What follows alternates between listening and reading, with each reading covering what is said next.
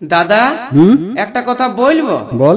তুই শ্বশুর ঘর গেলিস, বৌদির বোনটাকে নিয়ে আলি? হ্যাঁ রে, যাবো যাবো করতেছিল তো নিয়ে চলে আলি। বেড়ে সুন্দর আছে, গালগুলা চালানি বিলাতির মতন। সব সময় শালিটাকে বেশি লেতলা নিয়ে বলিস না। দাদা রে, তোর শালিটা যে আছে না, যেমন আইসকা পিঠে।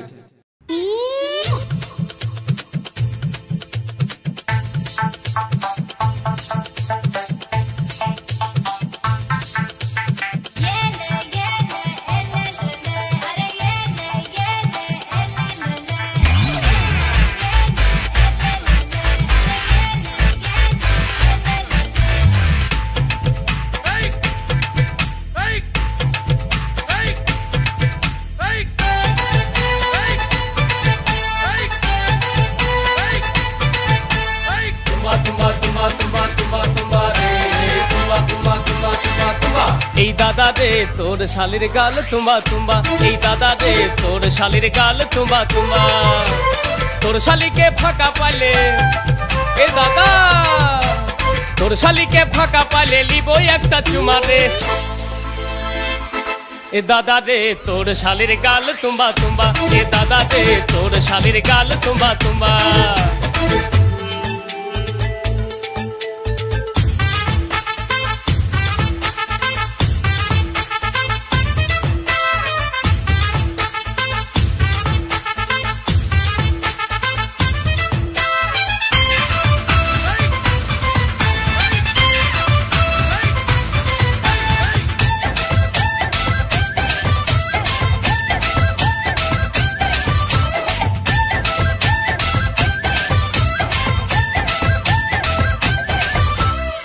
बाबा के बोले दे, मामा के बोले दे, काका के बोले दे, दुनिया के बोले दे।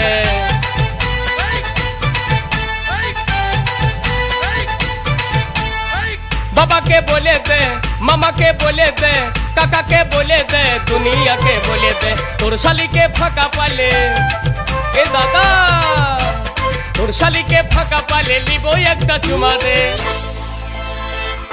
ए दादा रे तोर शालिर गाल तुम्बा तुम्बा, ए दादा रे तोर शालिर गाल तुम्बा तुम्बा।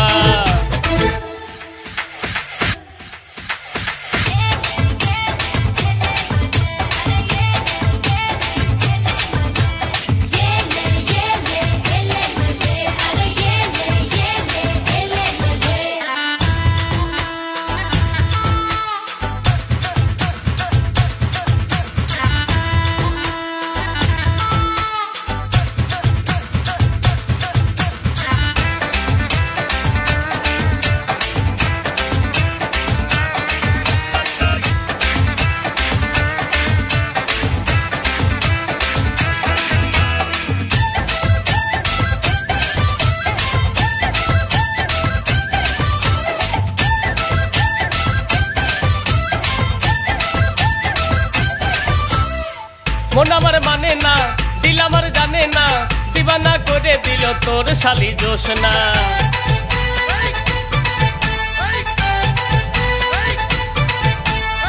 मन आमार माने ना, दिल आमार जाने ना, दीवाना करे दिल तोर शाली जोशना। तोर शाली के फाका पाले ए दादा, तोर शाली के फाका पाले लिबो एकटा चुमा रे।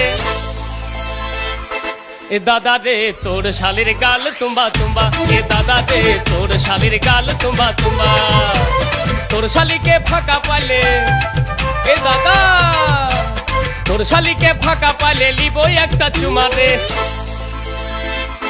ए दादा रे तोर शालिर गाल तुम्बा तुम्बा, ए दादा रे तोर शालिर गाल तुम्बा तुम्बा। तोर शालिर गाल तुम्बा तुम्बा, ए दादा रे तोर शालिर गाल तुम्बा तुम्बा।